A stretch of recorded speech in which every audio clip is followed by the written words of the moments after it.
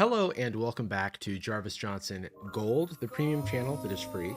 It is free, but if you're watching this, you're premium. And you found me at a very reality television time in my life. I've been out of the game for a minute, but I'm happy to say that I'm back watching trash television. I got into The Traitors because it was an opportunity to hate Colton from The Bachelor all over again. Then I started watching Survivor. I'm not even a Survivor person, but I've been binging a bunch of seasons in preparation for Survivor 50. Because the more the merrier, I'm watching Love is Blind again as well. Love is Blind and I have a storied history. I've talked about it since the first season. Enough people watched it. It was cheap enough to produce, so they just left the money printer running. This season of Love is Blind, which is the 10th season of Love is Blind, is based in Ohio. This is interesting to me because all the other Love is Blind seasons have been based around a central city, and maybe you live outside of the city, but whatever. It's Love is Blind Dallas, Love is Blind Houston, Chicago, Atlanta.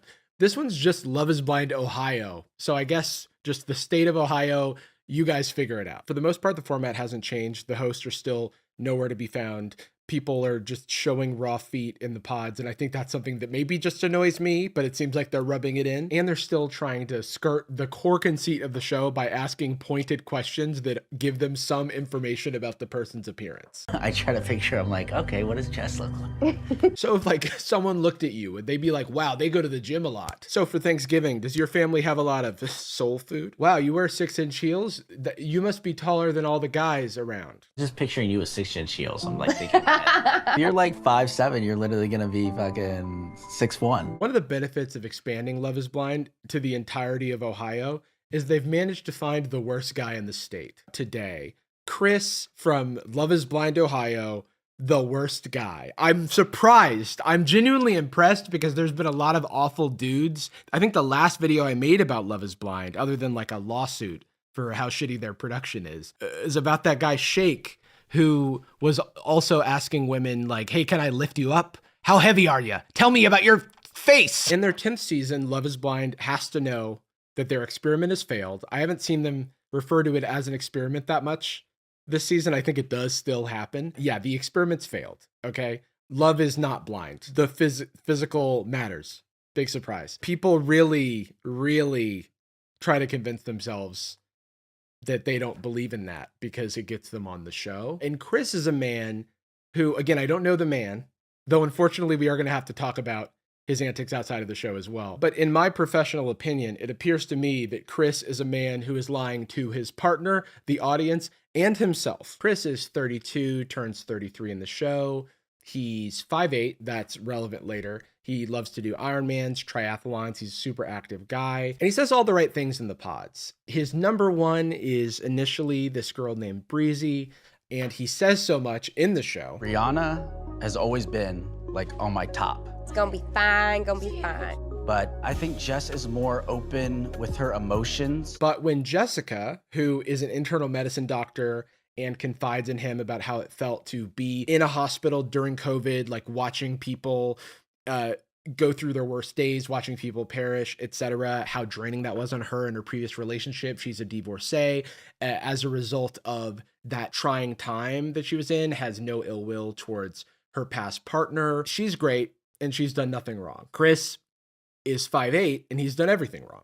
It rhymed. I'm not just bringing up that he's short, but it is relevant. But before we get into that, we have a brief word from today's sponsor, Rocket Money. I don't know how your holidays were, but mine were, I overdid it a little bit, I think, with the gifts, and many of them were gifts to me. It's been a bit. It's time to take a step back, tighten the belt a little bit, and be a bit more responsible with my expenses. And whether you're looking to stay on top of your finances or just figure out where you spend a lot, Rocket Money's here to help. I am unfortunately the type of person to sign up for many a free trial that then later is going to charge me, and I completely forget, and they get me every time. And the next thing I know, I'm getting an email that's like a receipt for my $200 annual subscription to Cool Dudes Weekly. And I'm like, who signed up for this? And the answer is me. Rocket Money is a personal finance app that helps you save time managing your finances by allowing you to cancel subscriptions, track your spending, and create custom budgets all in one place. I love their subscription management feature, which automatically tracks every subscription I have in one singular place, so I actually know what's going on.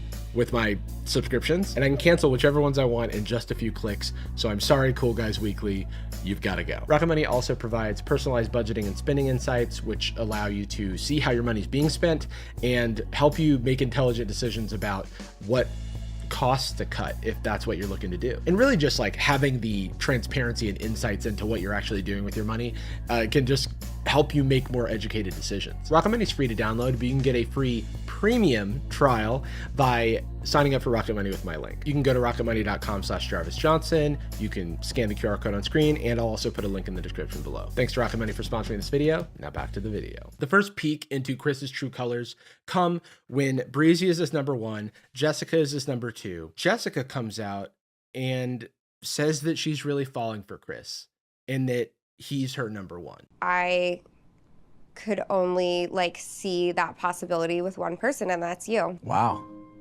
I mean, let me just take that in for a second. Since day 2, I've only had one number one, and it's my favorite person. It's Jess. Like, I was like, it's literally Jess. He just lies and says that he only has eyes for her, and there's another girl that he's talking to be transparent. But hey, I mean, they're basically just bros.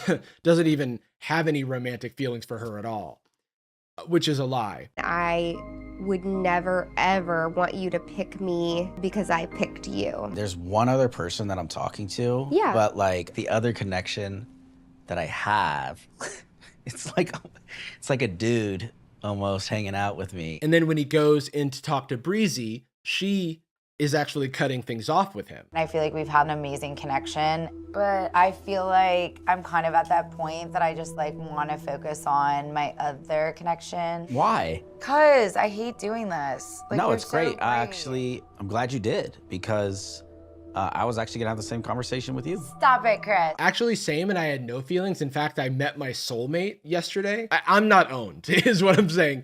I'm not owned. I was coming here actually to break up with you. It's like you really kind of know. This probably isn't the strongest one.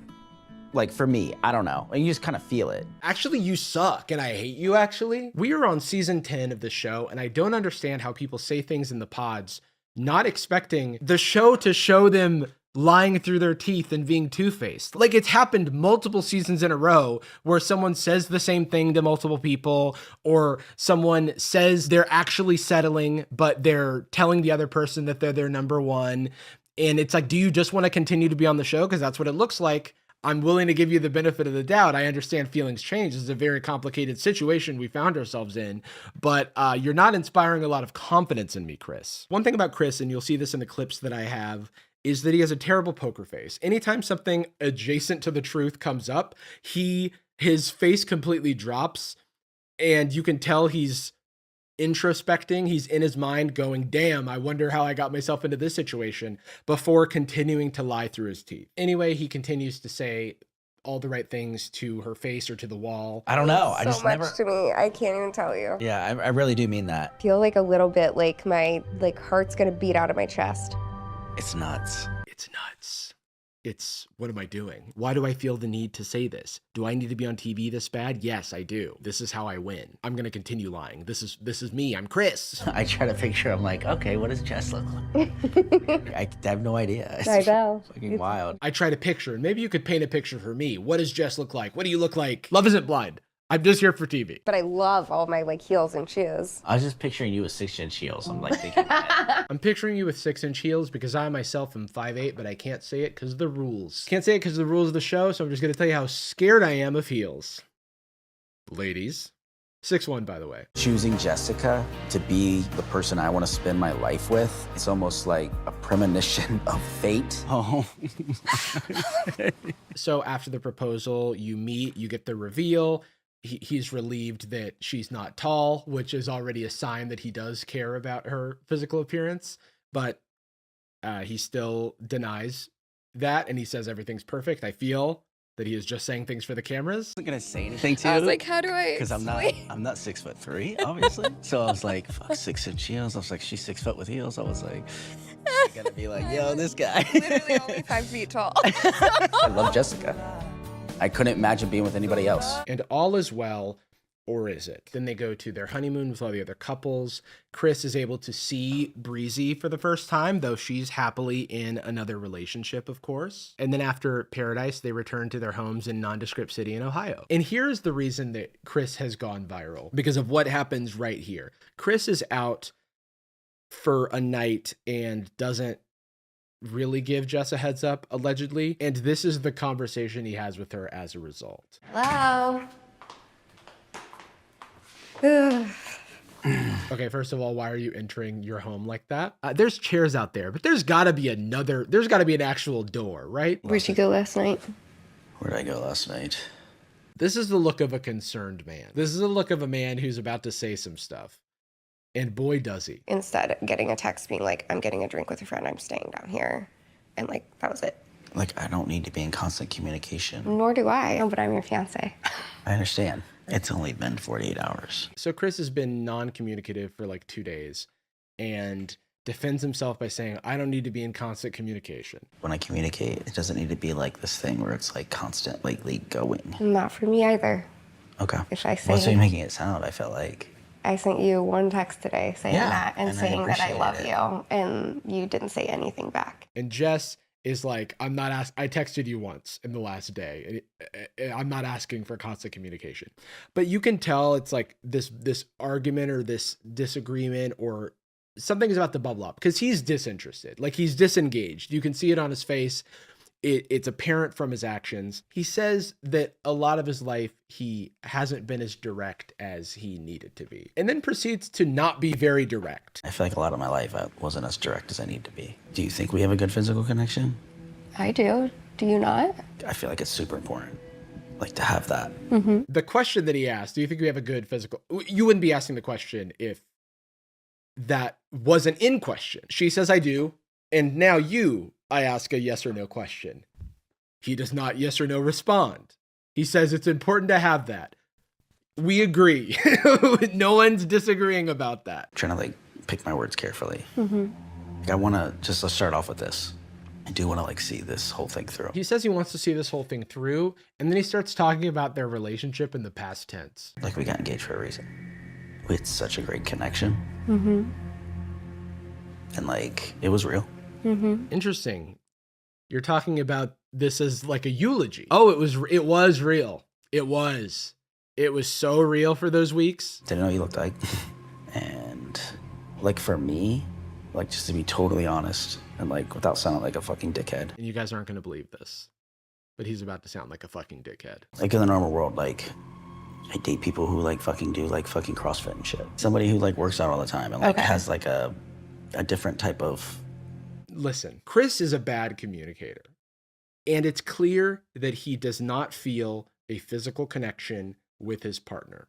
And that is real, and it happens all the time. It is how he communicates it and how he tries to justify his own perspective by body shaming his partner. I feel like it's intentional what he's doing, but even in the most generous case, his language is implicitly, if not explicitly, body shaming his partner. Do you think we have a physical connection? I like to date people who do CrossFit and Pilates all the time, and that's my normal thing. So like, I don't just come out and say it. Somebody who like works out all the time and like has like a different type of, I don't know. A different type of like body? It's a thing people do. I feel like when they make someone else say the thing that they're afraid to say, it's very annoying to watch because it feels very weak to me. And it's like, you can't be like, hey, I'm not saying stuff direct, but I'm not feeling a spark. I think we should break up. Yeah. Wait, you said it. Wow, you think we should break up? I think so too. I was going to say those words, but when you said those words, I was like, that's exactly what I'm thinking. So we should break up. Different type of like body? It's just like somebody who does fucking like Pilates every day, or like someone who's like working out every day. Different type of body. Yeah, no, I would never say that. But now that you've said it, I agree. And I don't like your body. Sorry. In those situations, it's hard for me to be like physically, like when we're in that moment, like into it. Hey, it's biological, okay? I'm not a villain. by any of the villainous shit I've just done. You're not a villain for not being attracted to someone. People on this show constantly are not attracted to each other once they see each other in person. You can just say, hey, let's not do this. I'm not gonna drag you through the mud. I'm not gonna waste your time while I already know how I feel physically and try to create another excuse for why we should break up. Because whether or not Jess works out all the time is not a secret to anyone. There are 2 clips in this show that have up to this point of her saying, damn, it's crazy how you work out all the time. I'm not like that at all. But if I like saw you in the wild, I would think that you would only want to be with like a gym rat and you would never eat pizza with me. That's interesting you say that. You don't eat pizza. Oh, I do. Fucking love pizza. I just love eating and I do not love working out. In fact, I was afraid that you would want someone who works out all the time, and I just want to eat pizza. She brought those things up, like, and then he was just like, yeah, I'm not even worried about that. But that's what he said. But then if you look back at those clips, he's clearly like questioning his life choices, but afraid to actually do anything about it. I just don't know if it's like there for me. For her, this has to be coming out of nowhere because everything he said up to this point has been to the contrary. But then his actions start to not line up. And then it's like, okay, something, solve for X, something is up. Sex is a big thing.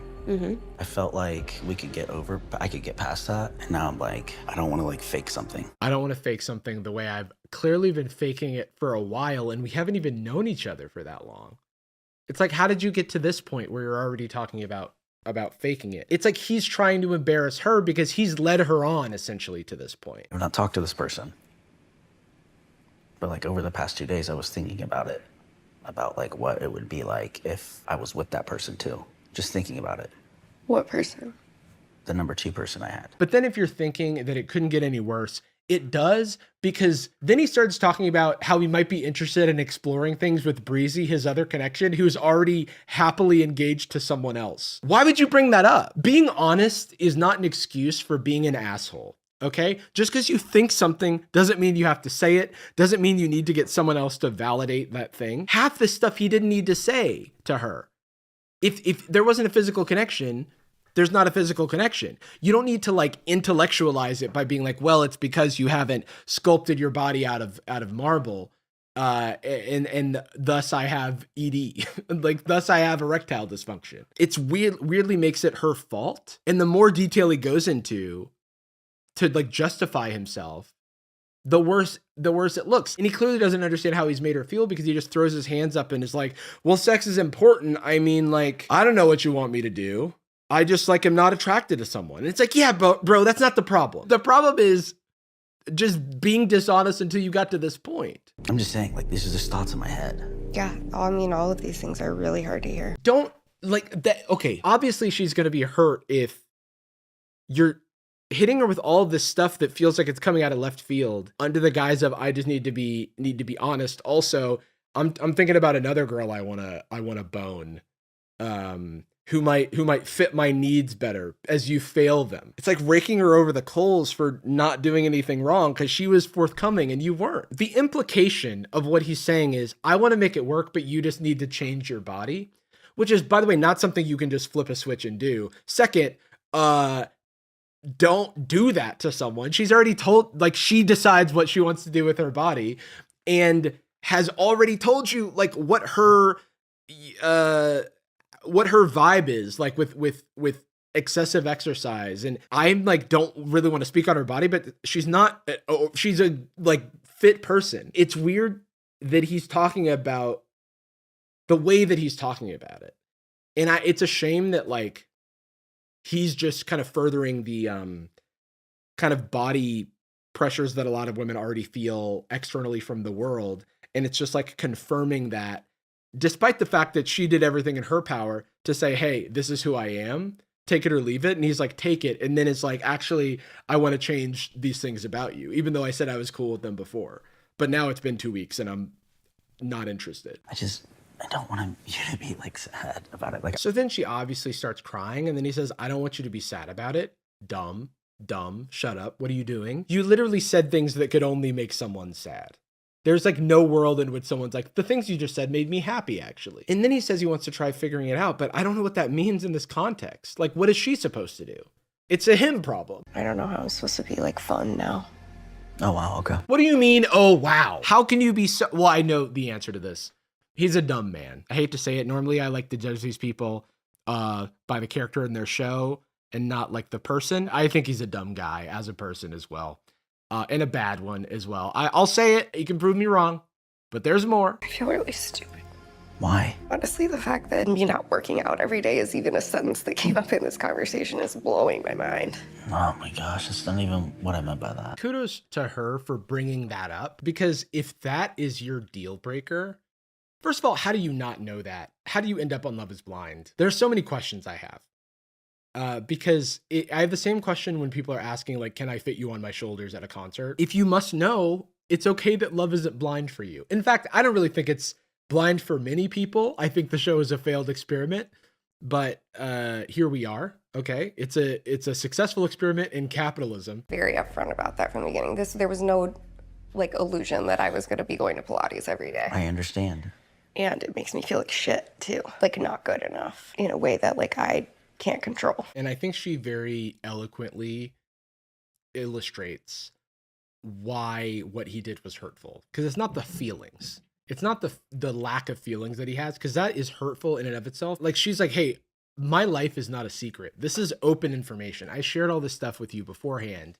And now you're deciding that that's not enough for you. And instead of saying, hey, we need to go our separate ways, you're making it my problem. With him doing this like complete 180 and feeling like a different person, I'm extremely disappointed. I'm extremely hurt. She feels that he took a complete 180, and I would have to agree. It's like she brought all these things up beforehand and he just said they were fine until he decided that he was done lying. This man then has the gall to say that he still thinks love is blind. I believe love is blind. I mean, I fell in love with someone without seeing them. I feel like they're paying them to say this. I have no proof. But when two people want to fornicate or have sex. Oh, fornicate or have sex. Thank you for clarifying that for me. And take your shoes off. I knew he'd be a wear shoes on my carpet kind of guy. And I'm disappointed how it turned out.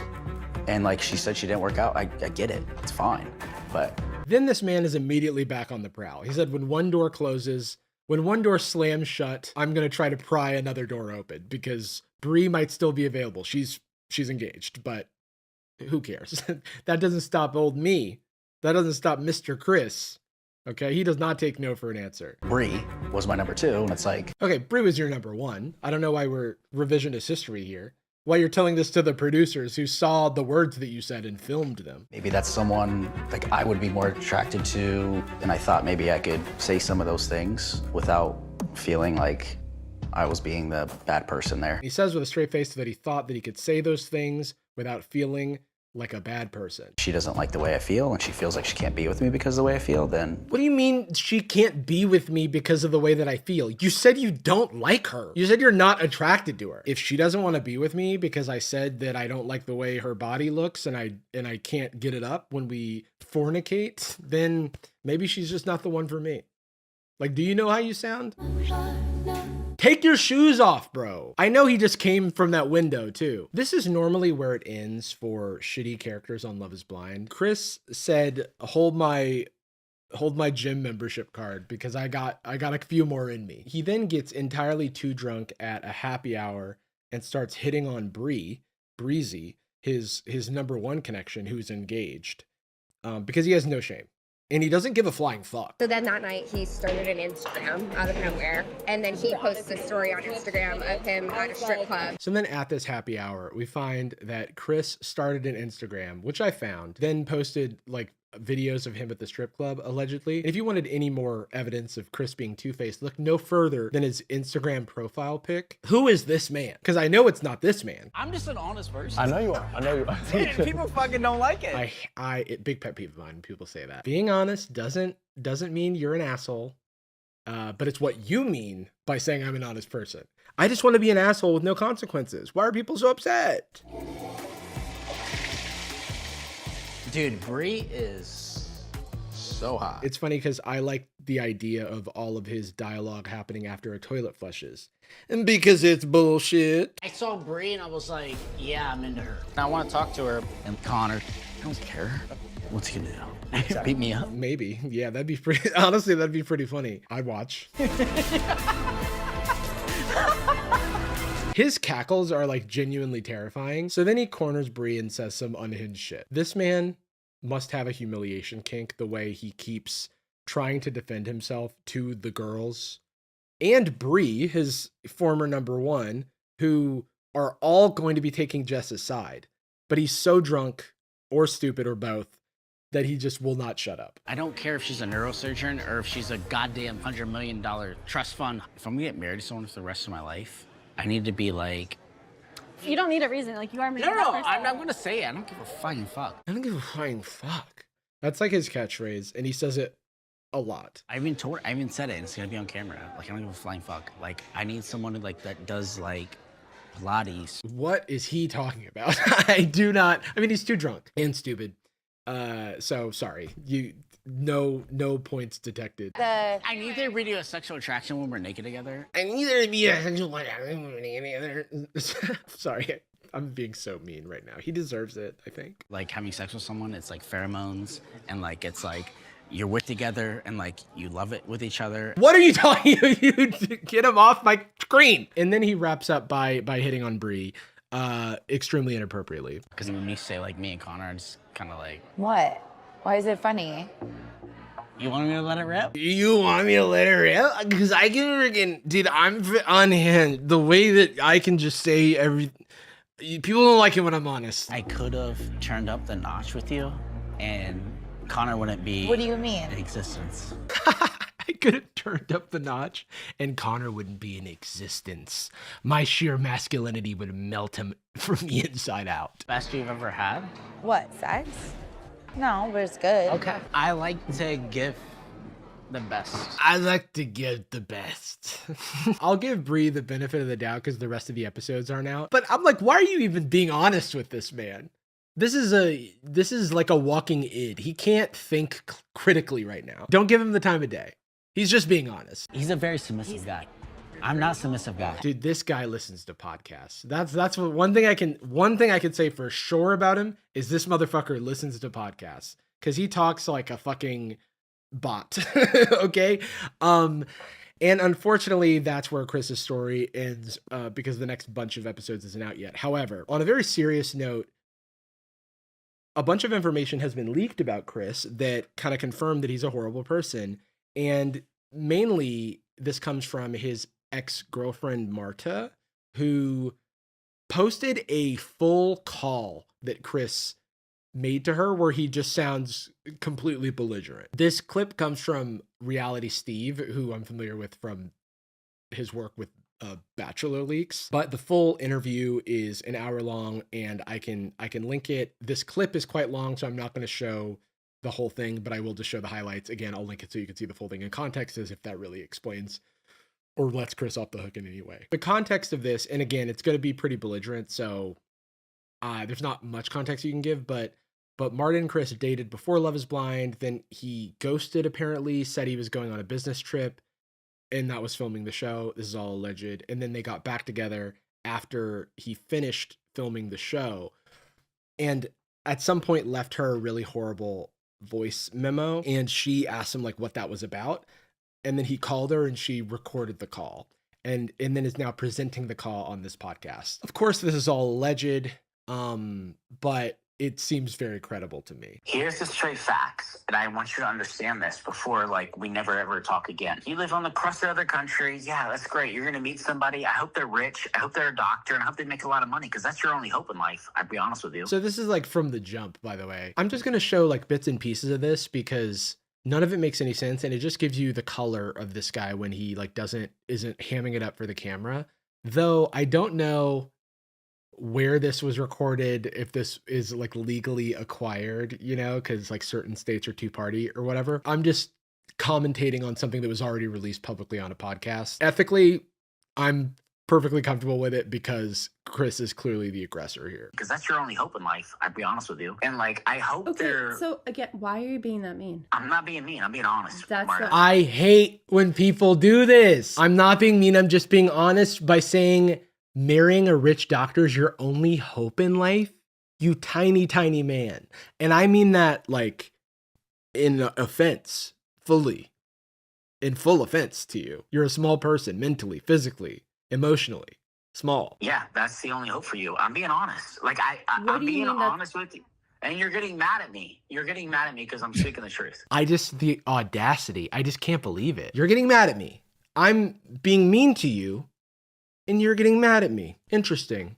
I should be able to be mean to you, and you have to just take it. What the hell? Sex Why like are you- 6 other dudes, but after me. Oh my Listen, God. Marta, listen to me. Why Listen are to you me. calling me I that do if you not don't give care? a fuck. I'm like really just hoping he says, I don't give a flying fuck. Because of the last text messages I've received from you, and I want to make it clear to you and put it in your brain so you understand going forward in my life Oh my of God. in your life of what's going to be like a thing. He said he was sober, by the way, and he said he was drinking a cup of coffee. It doesn't seem that way to me. Kind of sounds like when he was blasted on the happy hour on the show. And like, look, you can have sex with 10 fucking 15 dudes. I don't give a flying fuck. There it is. Let's go. You see something of $60,000, you text me about $60,000. Marta, I don't give a fuck about $60,000. I was $380,000 in consumer debt. You think they're going to give somebody money? Okay, so my favorite part of this call is he's in a drunken, rambly rage, of course. Like, no one's ever. You can already tell this from the show, but when he's on one, no one's getting a word in edgewise. He randomly offers that he was in $380,000 of consumer debt as a brag. Like, I don't even understand how that happened, why you're telling me about it. There was 1 year where I literally made $790,000 and I didn't pay taxes. I didn't pay fucking $1. And then he admits to tax fraud or evasion. He admits to not paying his taxes. Allegedly, this is his response to her asking him to pay $500 for half of a vacation that they took together. And then all of this happens. Poor people, when they say this costs money, blah, blah, blah, money. I have you want to know about money? I have lots of debt. That's money that I don't have. And one time I made a lot of money and I didn't pay taxes. Okay. So you can tell the cops. Lock me up. He's so bad. And I can't believe it got worse than Shake, but it did. Thank you for humoring me. I am addicted to reality television once again, and you'll probably have to hear about that. Have a good day. Stay gold, everybody.